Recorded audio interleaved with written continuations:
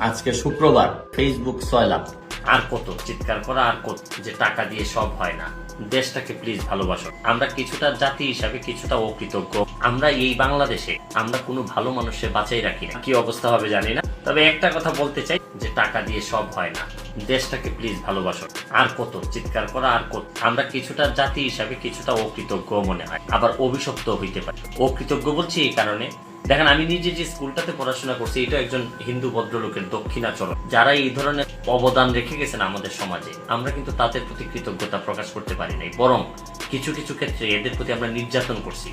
আর অভিশপ্ত বলতে চাই কেন জানেন, আমরা এই বাংলাদেশে আমরা কোনো ভালো মানুষের বাঁচাই রাখি না। আমরা বঙ্গবন্ধুকে দেখেন, এই দেশের স্বাধীনতার যিনি স্থপতি, তাকে আমরা পাকিস্তানিরা মারে নাই, আমরা নিজেরা হত্যা করছি।